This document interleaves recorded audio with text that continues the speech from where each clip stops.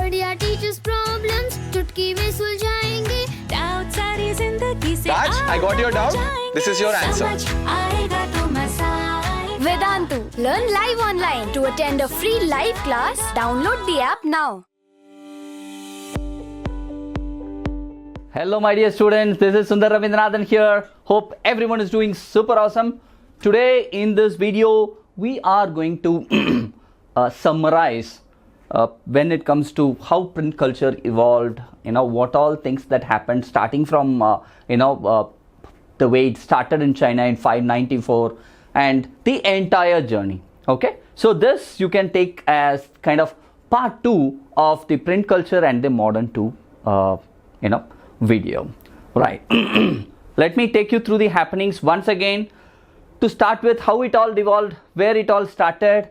I hope when it comes to print, I hope you remember AD 594 when it all started in China, right? So in China, the print industry started with, the rubbing paper with which they started creating prints.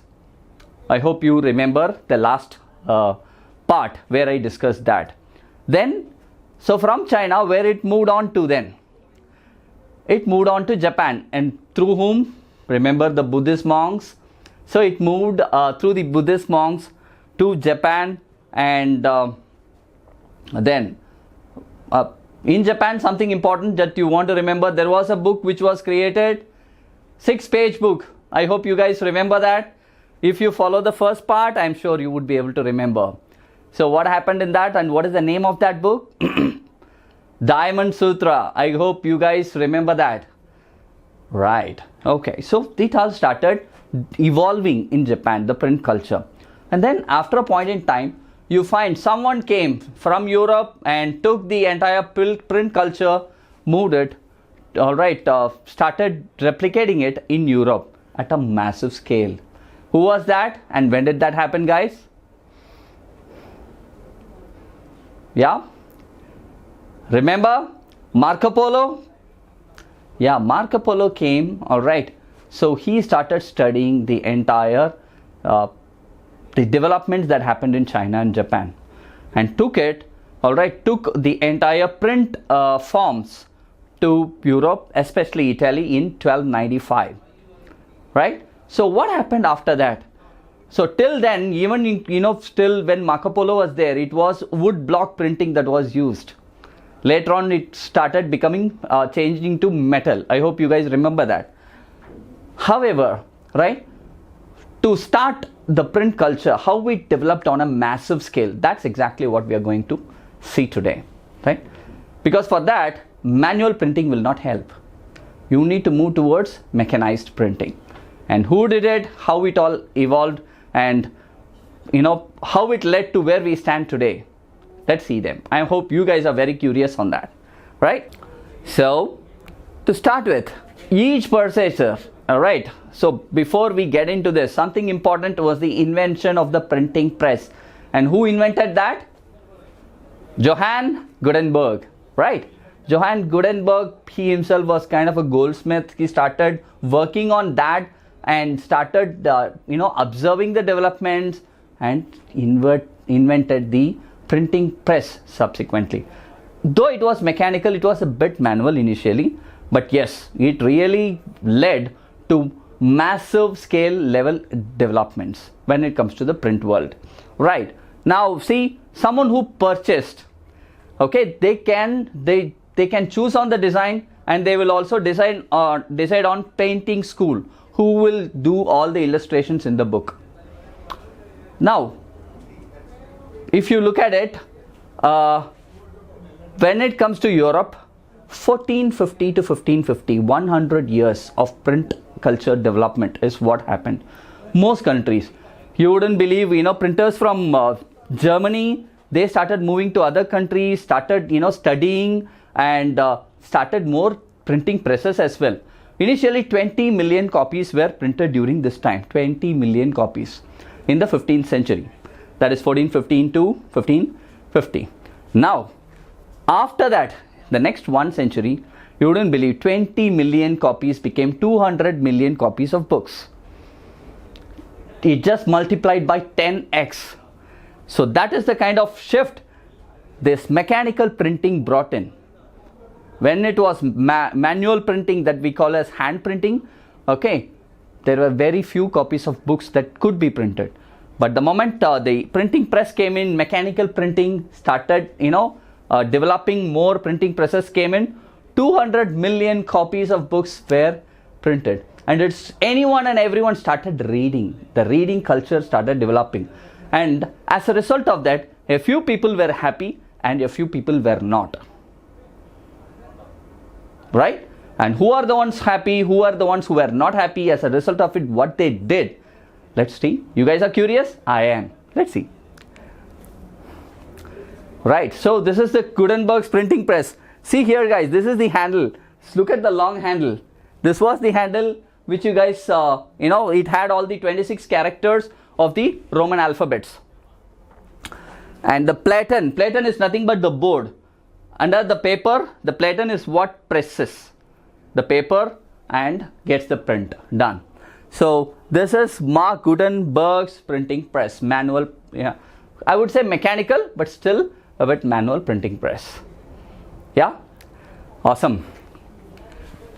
Okay guys, time for some quiz. So what provided the model for the printing press of Johann Gutenberg? Is it apple branch? Is it olive press or paper machine? All the above. Olive press? Yeah guys, I think so. So it is the olive press. So look at this. This is the framed model structure of the Gutenberg printing press in much more clearer one. Yeah? Okay. Alright, what is the first book Gutenberg printed? Bible, Diamond Sutra, New York newspaper, or is it a storybook for children? Come on guys, take a guess quickly. So it is the Bible. Gutenberg, the first book what Gutenberg printed was the Bible, guys. Right? Okay. So the Holy Bible. So I think I already explained this. What is a platen? Platen is that wooden board. The wooden board that is there which presses the paper. Okay. This is just a term for you guys to quickly grasp.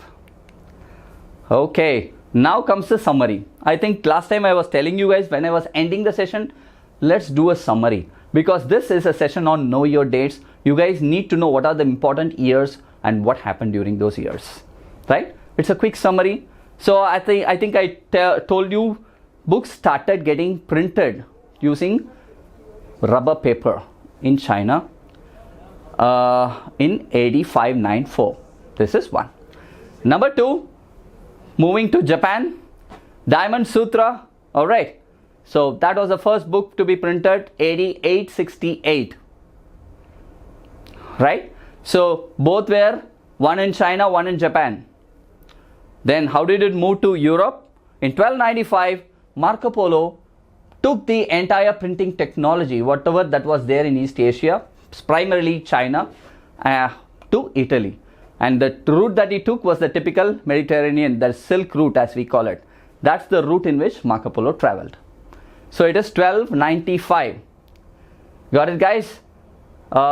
If need be, you guys can watch the video again. This summary is very, very important, my dear students. Then 1430s to 1448. So almost 20 years, okay, 15 to 20 years. Gutenberg came out with the technology, right? With a modern printing press as they called. Because from wood, he started moving the types. We call it as the types, which contains those letters, alphabets, right? The types into metal. It's more lasting, more copies can be printed with that. Okay? So that is a major change that happened in 1430s to 1448. And I want you guys to really remember that, because when it comes to print revolution, these are the fundamental steps that happened which led to the print revolution. Got it? Right. So 1450 to 1550, I think I already had spoken. Lot of printing presses. Okay, 20 million copies were printed. Multiple presses were started in Europe. Clear? Right. So 1517, Hey guys, this is important. I'm going to speak about this in detail also. Martin Luther, not our Martin Luther King. He is another one. This is Martin Luther. Alright. He wrote 95 theses. 95 theses challenging the church. I was telling you, right? A few people were unhappy. The church were very unhappy with the start and the spread of the print revolution. Because they were fearing that what will happen if more people started reading more and started coming against the policies of the church, especially the Roman Catholic. Right? So, the church rituals, practices as it is mentioned here. Right? Now, Martin Luther, he wrote that 95 theses. When is it? 1517. Remember, guys. Now, 1558. A lot of a lot of people protested as a result of this reading. They started, protesting again. They started expressing themselves. And 1558, church said these are books which cannot be read by people. List of an index of prohibited books in 1558. Okay. So in 1508, just for your information, a book called Adages was written, okay, by Erasmus. And 1812, folk tales came into picture. See, when it comes to the print revolution, to encourage more people to read, okay, they needed a strategy. And folk tales is something which everyone likes. They started printing a lot of books on folk tales. Okay, it is in 1812. Right? So 1812 folk tales came into picture. Okay, they started getting printed. Right. Now, so coming to the 20th century, money. Okay, so because printing of money is something which we did not discuss. In England, shilling became very, very popular, okay, in 1920s. And that can never happen without the print technology in place, right? And right now, imagine if there is no print technology, would we have a governance system running today? Not possible. Okay, everything is got to do with the printing of currency notes as well as coins, right? So similarly, in England, shilling became popular in 1920s. Okay, with respect to India, because we discussed China, we discussed Japan, we also discussed Europe. What happened to India? What are things? Something that you guys need to remember.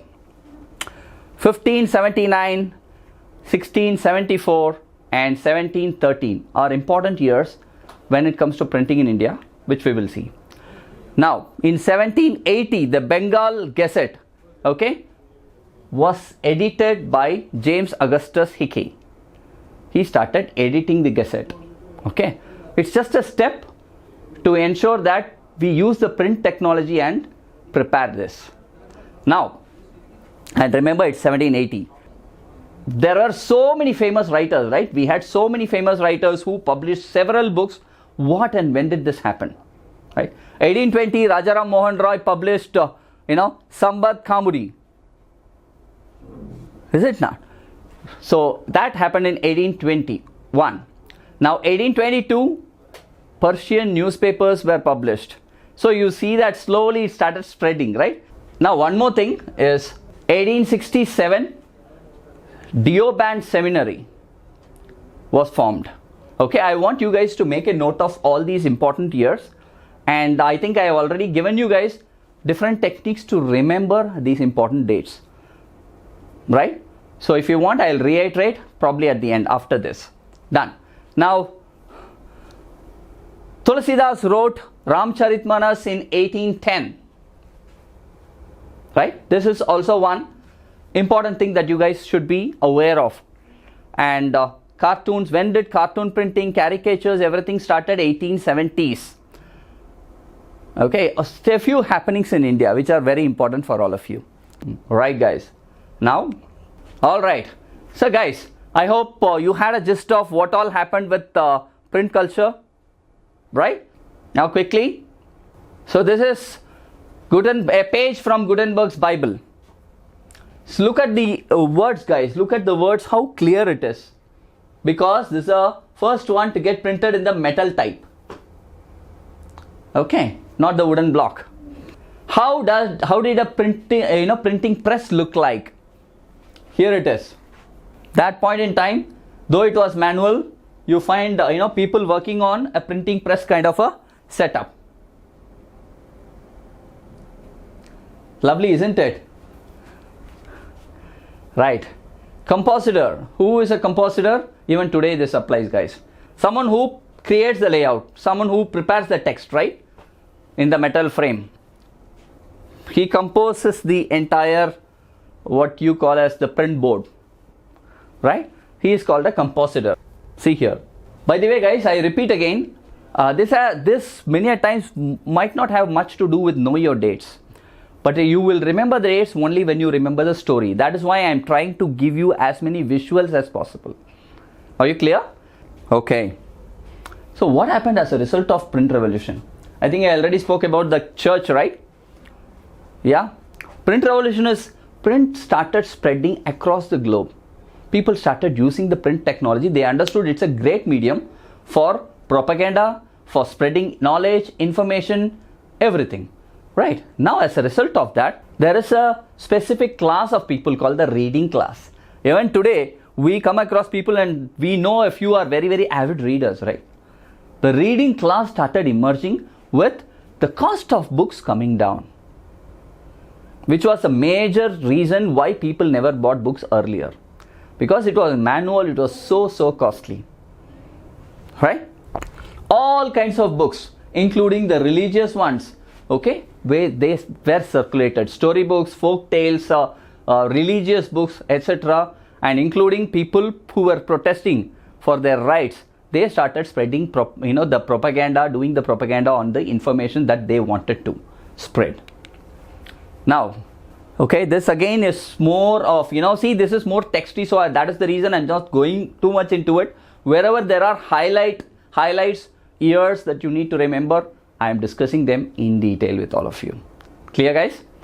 Okay. Yeah, it's the same. Yeah, so what were the printers' primary area of focus? They printed ballads, folk tales, and because, anything that have more visual narrations, they started focusing on, because that attracted people a lot. So the oral culture, where people started speaking more, it started slowly getting translated into print, and the print material, okay, was orally transmitted. With the book, I speak to so many people. Are you getting me? So that is oral transmission. There are people whom we call as the hearing audience, who sit, listen and go. Right? That category of people also started increasing. Look at how it is transforming, how it is transitioning.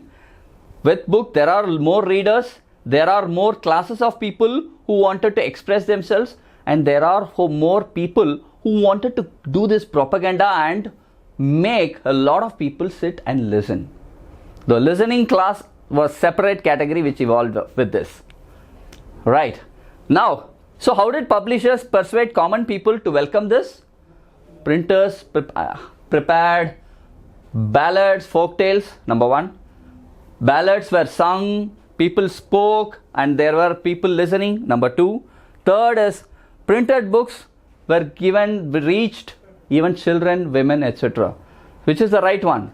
How did printing persuade the common man to read books? I'm sure you would also agree if I say all of them, right? All of them, guys. Ballads were there, folk tales were there, children and women, books reached them, as well as people started reciting them, oral transmission using the printed books. All of them was the right answer. Right? The right answer is D. You getting it, guys? Awesome. Right. So what's a ballad? Obviously, it's kind of a folk tale, historical one, which is sung or recited for a huge audience. Look at it. A kind of a liquor shop, which is called as a taverns. There also people started using books, speaking, spreading oral transmissions to make people listen, get knowledge, understand and know things. That's called a tavern. Right. So religious debates. So I will explain this. In 1517, I was telling you, right, the 95 thesis. Martin Luther, he released that book, which had a lot of things against the church, criticizing the church. Okay, and a copy of the book was posted on the church door itself. Okay, so people started understanding. A lot of copies were printed, spread, circulated among the community of this 95 theses. Just a picture of Martin Luther with 95 theses. Right. So now the church started, the tyranny part. They started punishing people. Now, within a few weeks, 5,000 copies were sold of this 95 theses, the new book, the New Testament. And Luther said, for that's the power of print technology. He said, printing is the ultimate gift of God, the greatest gift of God. Okay, said by Martin Luther at that time, because that was a great medium for him to circulate his thoughts. All right. Okay, this is a very, very, famous, interesting image. Weasley, okay, Lynn Primary, which came out in 1739. You see, just to portray that printing is a gift of God, it's like the printing press coming from heaven. Right? And here there are people who were the printers, who were the key faces behind the print technology. You see in the circle, Gutenberg, yeah? So this is the Lynn Primary, 1739, remember this, okay? This is just to mark the coming of the print technology, right?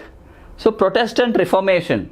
So Protestants, who are the Protestants? People who were, having certain, views against the church. Several traditions of the anti-Catholic Christianity developed out of this, the Protestant movement, right? No one welcomed the printed book. Why? It was feared that there is no control over what is getting printed and read, because rebellious, irreligious thoughts are also getting circulated. A. 2. Church did not allow the printed books. C. It was against the poor. 4. All of the above. A, B, C, D. Which is the right one?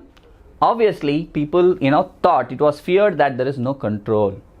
So the right option is A, because no one knows what anyone prints. So the right answer is A. Okay.